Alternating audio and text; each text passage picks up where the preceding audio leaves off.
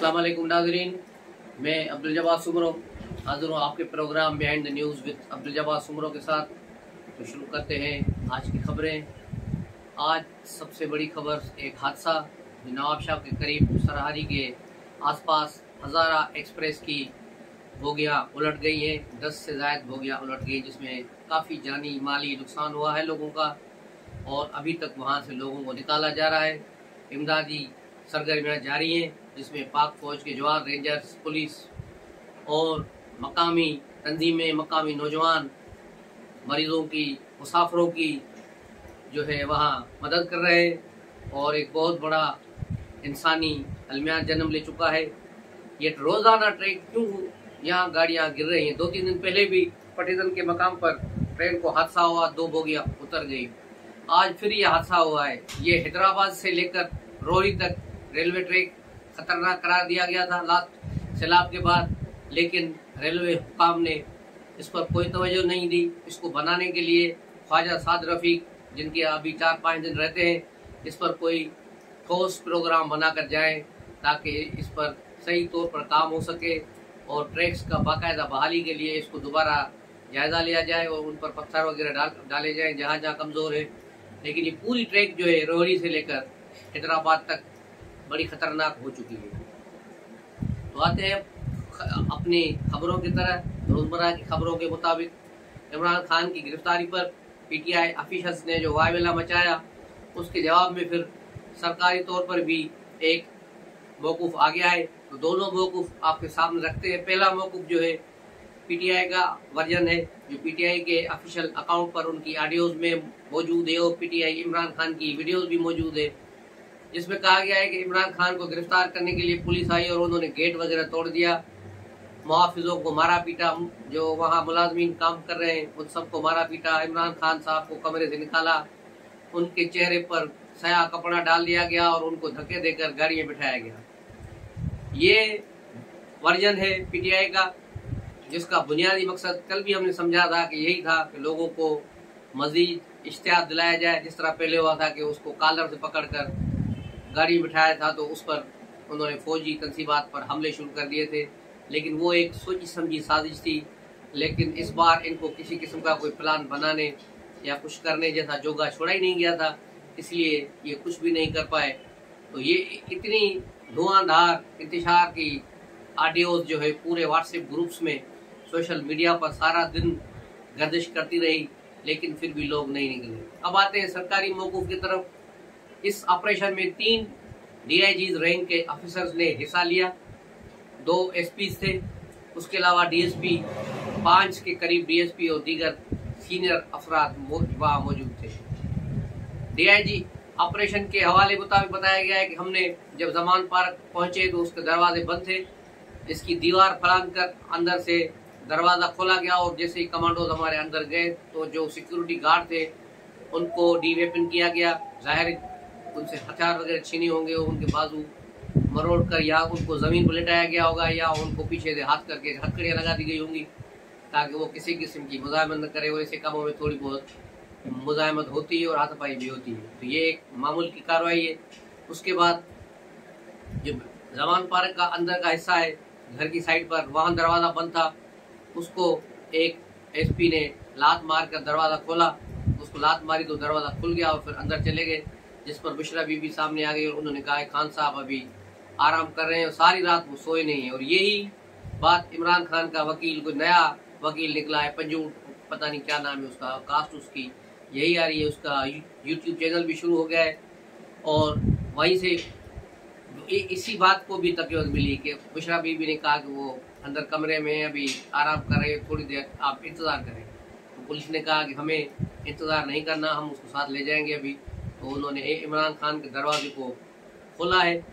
उसके बाद वहाँ कमरे में गए तो इमरान खान कमरे में नहीं थे, बल्कि बाथरूम में चले गए थे। वहाँ 10 मिनट ये इमरान खान में बैठे रहे कमरे में, लेकिन इमरान खान बाथरूम से बाहर नहीं आए, जिस पर फिर एक डीआईजी ने बाथरूम के दरवाजे को लात मारी। ज़ाहिर दरवाजे बाथरूम के इतने ब्लड प्रूफ नहीं है कि वो वहाँ रुक सके, तो एक ही लात में दरवाज़ा खुल गया, जिसके बाद देखा गया इमरान खान अंदर ही बैठा था और फिर उसको बाहर निकाला गया। और तो उसे चला नहीं जा रहा था, उसको पकड़ के ये बाहर लाए और उसने वहाँ शोर-शरार करने की कोशिश की और भाषण देने की कोशिश की, तो उसके सर पर आईजी ने कहा कपड़ा डाल दो, डीआईजी ने। तो उसके बाद इसके सर पर कपड़ा डाला, गाड़ी तक इसको ले गए और फिर वो कपड़ा अंदर बिठाकर कपड़ा उतार दिया गया, जिसकी तस्वीर भी बाद में शाया की गई। और यही तस्वीर है, तो किसी किस्म का कोई हंगामा खेजी नहीं हुई। ये सारा अमल 20 मिनट के ऑपरेशन में कंप्लीट हुआ है। उसके बाद टीवी पर ये ट्रिकर चलवाए गए बल्कि इमरान खान को जहाज के जरिए ले जाया जा रहा है, लेकिन इसी को उसी वक्त जो है मोटरवे के थ्रू इस्लामाबाद रवाना कर दिया गया था। लेकिन खबरें यही चलाई गई कि वो एयरपोर्ट जा रहे हैं। एयरपोर्ट नहीं गए, सीधे निकल गए। और उसके बाद फिर यही तैयारियां की गई कि अडियाला जेल में उनके लिए कमरा साफ किया जा रहा है और बड़ी तैयारियां हो रही है, ये हो रहा है, वो हो रहा है। लेकिन प्रोग्राम कुछ और था। शाम के वक्त ही सहाफियों ने बता दिया कि इसको अटक जेल मुंतकिल करेंगे। एम्स हॉस्पिटल में इसको ले गए और वहाँ इसकी सारी टेस्ट वगैरह हुई है। जिसके बाद रात 10 बजे डीपीओ अटक ने जो है अटक जेल के हुकाम के हवाले किया। जिसके बाद इमरान खान को लेकर अंदर गए। अटक जेल क्योंकि एक डिस्ट्रिक्ट जेल है और पंजाब का ये आखिरी जिला है जो केपीके से लग रहा है, वहाँ पहुँचे। वहाँ उस जेल में जहाँ ABC क्लास है ही नहीं, वहाँ सारे C क्लास हैं। तो इमरान खान को पहले मर्दों वाले हिस्से में रखने की कोशिश की गई, लेकिन वहाँ कोई गुंजाइश नहीं है, इसलिए औरतों वाला एक सेल खाली कराया गया है। उस सेल में इमरान खान को रखा गया। फिर इमरान खान ने उन्हें कहा कि यहाँ तो सोने के लिए कुछ है ही नहीं, तो फिर उन्हें एक गद्दा फराम किया गया और चीज़ें दी गई। उसने कहा कि मैं साबिक वज़ीर आज़म, मुझे AC ये वो तो उन्होंने कहा कि साहब ये आपके ही दौर में ऐलान हुआ था कि AC वगैरह जेल में अलाउ नहीं है। अगर कोई मुल्ज़िम अपने खर्चे पर AC लगाना चाहता है और चलाए और उसका बिल भी उसे देना है, उसके लिए हाई कोर्ट से परमिशन लेनी पड़ेगी। ये एक कानून बन गया है। आपकी मेहरबानी हुई जो नवाज शरीफ की AC आपने उतारी। तो यूँ इमरान खान ने जो कल किया था, आज वो काटने का वक्त आ गया है, मकाफात अमल है। तो ये इमरान खान सारी रात वहाँ भी जाके गुजारी है। कुछ वीडियोस और कुछ ऑडियोज वहाँ से रिकॉर्ड हो चुकी है, रिलीज होने के लिए तैयार है। लेकिन वजीर दाखिला राना सन्ना ने इस पर सख्ती से पाबंदी लगाई है कि किसी किस्म की कोई वीडियो और कोई ऑडियो बाहर नहीं जानी चाहिए। लेकिन एक परवेज संदेला के जो है ट्विटर अकाउंट पर एक ऑडियो सर्फ चल रही है, जिसमें चीखें और कुछ आवाज़ें सुनाई दे रही है, लेकिन साफ आवाज़ें नहीं है जिससे कहा जाए कि ये किसकी आवाज़ है। तो यूँ इमरान खान वहाँ पहुँच गए हैं, जहाँ से बचने के लिए पूरे 15 माह उन्होंने लगाए। तोशाखाना केस से भागते रहे।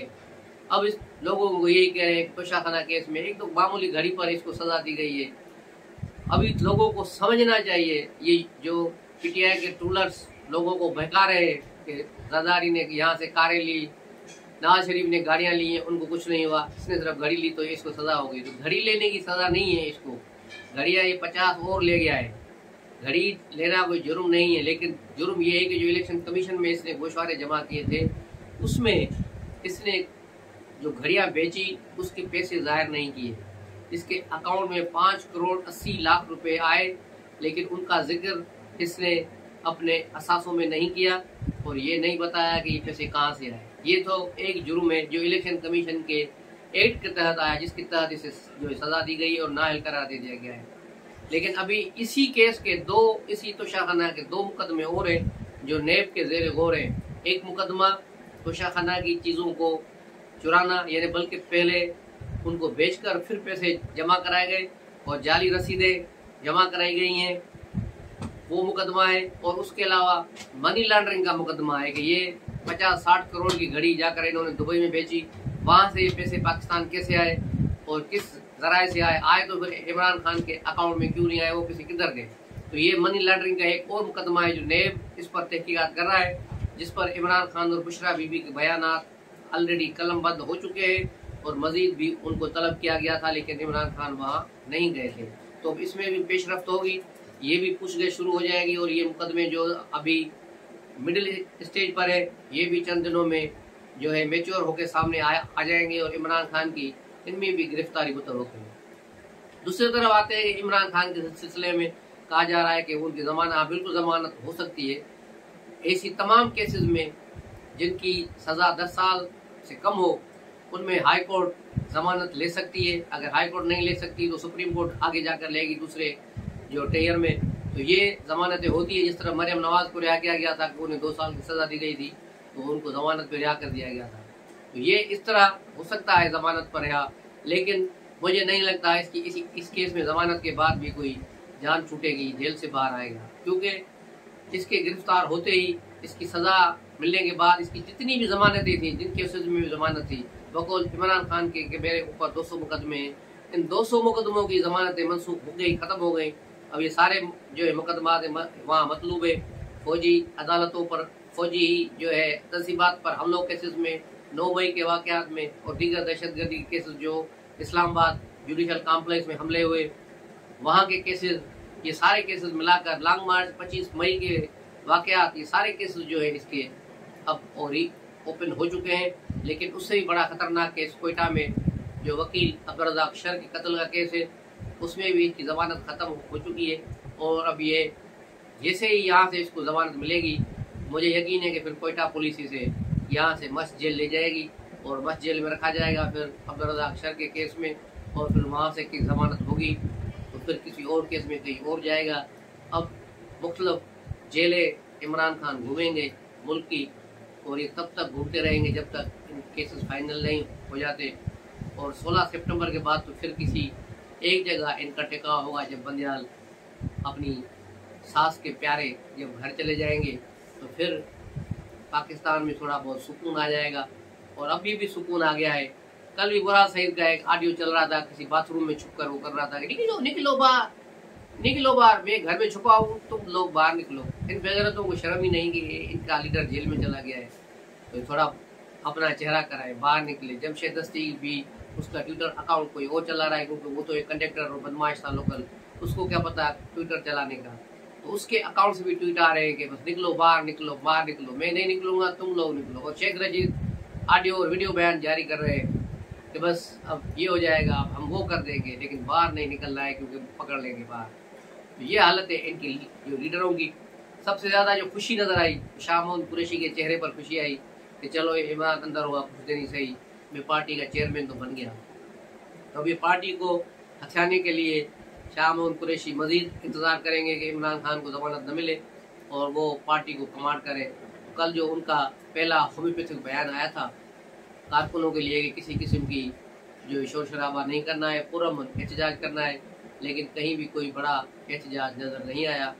लाहौर में 20-22 अफराद थे, कराची में भी यही सूरत हाल रही, बाजोड़ में तकरीबन 50-60 लोग थे, और सवात में बुरहान सईद का बाप निकल आया, कोई नहीं निकला तो वो निकल आया रोड पे, और उसी को फिर उठा कर ले गए। ये है कुल पीटीआई की कहानी, जो अपने उरूज से अपने जवाल को पहुंच गई, और फिर आगे जाके इनका किस्सा माजी ही बन जाएगा। सोशल मीडिया पर बड़ी लड़ाइयाँ कर रहे हैं, बड़े ऐसे लग रहा है जैसे अब आधे घंटे के बाद ये पूरा पाकिस्तान फतह कर लेंगे, लेकिन सवाए हवाई फायरिंग और खबरों के और इनके बाद कुछ नहीं है। जैसा इनका लीडर था जिसने कहा कि 9 मई के वाकयात में मुलव्वस अफराद मेरे कारकुन नहीं है, इसी तरह कारकुनों ने भी कह दिया है कि अब जो जिसको पकड़ा गया है वो हमारा लीडर नहीं है। तो हिसाब इन्होंने बराबर कर दिया है, अब न बंदा रहा है न बंदा नवाज। तो मिलते हैं अगले ब्लॉग में, तब तक के लिए इजाज़त दीजिए। अस्सलाम वालेकुम।